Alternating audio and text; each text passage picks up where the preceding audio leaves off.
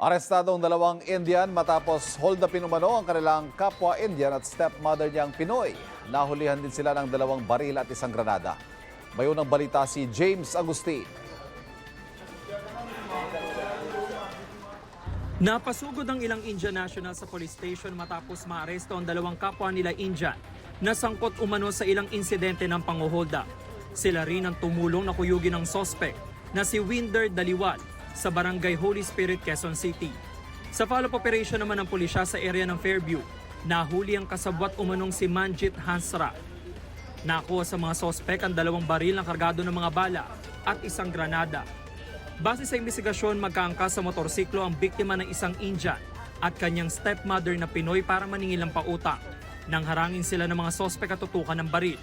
Hinaharap po kami ng nung held upper. Tapos yun, ginanyan niya, biglang pinipredo niya, natumba kami. Tapos yung hold upper, natumba, tatlo sila. May gasgas sa harapan ng motorsiklo ng mga biktima matapos banggain ang sinasakyan ng mga sospek.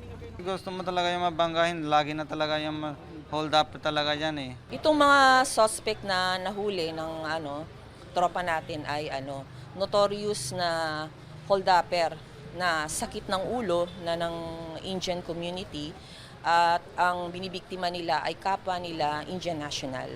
So yung mga biktima, hindi sila nagrereklamo dahil sa takot.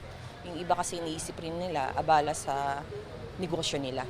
Bukod sa kanila, may 5 pang nabiktima nito lang mga nakaraang linggo. Araw-araw na sila ganyan, sir eh. Lagi na sila ganyan eh. Pang dati, huli sila, yung kasama, dalawa sila, kulong na isa takas na. Dito na siya, dati Rizal lang gawa sila doon sa hold upper lagi. Tapos ngayon, dito na sa QC. Aminado si Daliwal na nanghuhold up ang kanilang grupo. Wala pa pera ako po. Lugi na po, wala na po pera, wala na ako lang kanin po. Itinanggi naman ni Hansra ang paratang. Wala ako kasama. Iba ng bular. Ba't kayo inaresto? Hindi, alam ko wala na ako kasama morning. Itinanggi rin ang dalawa na may nakuha sa kanilang baril at granada. Patuloy pang hinahanap ng mga otoridad ang nakatakas sa lider ng grupo.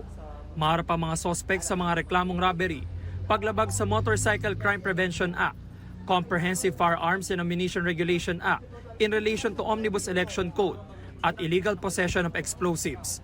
Ito ang unang balita. James Agustin para sa GMA Integrated News. Mga kapuso, para laging una sa mga balita, bisitahin at mag-subscribe sa GMA Integrated News sa YouTube. Sa mga kapuso abroad, samahan nyo kami sa GMA Pinoy TV at sa www.gmanews.tv.